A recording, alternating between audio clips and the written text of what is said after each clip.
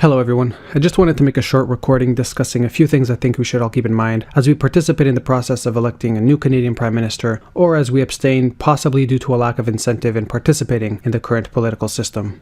A few months ago there was a debate between the leaders of the Conservative, Liberal, New Democratic and Green parties of Canada. If you are interested in voting in the election, it may be a good idea to give this debate a listen, as it will give some idea of what these parties want to accomplish and how they would do it. A link to the debate and of other information discussed in this video will be posted in the description. But it doesn't take long to understand where each party is coming from. They may have slightly different ways of supposedly solving certain problems, but in the end the main goals are essentially the same: to keep the economy healthy, to keep as many people as possible working, things we've pretty much already heard before, and none of which sadly seems to address the root causes of the social and environmental problems we are faced with.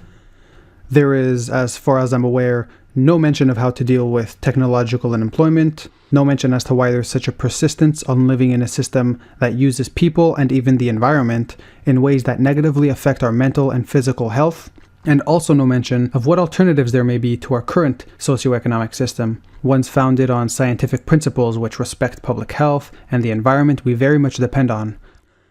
Bill C-51, which has been heavily criticized, is a big talking point this election, and many activists are now worried about voicing their concerns in the form of protests because of the broadened definition of security that the bill uses. Sadly, I'm not too surprised that legislation like this managed to be passed, as it really just seems to be the result of certain parts of the establishment attempting to defend itself from things that may threaten it. Even if they don't use the bill to shut down protests, the fear put in people's minds may have already accomplished enough.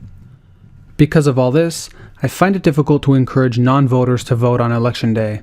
Not that I have any enthusiasm in voting myself, I simply vote because I want to show support for the platform that resonates with me the most within the confines of our current social, economic, and political systems, fully aware that the odds of that party winning are quite low.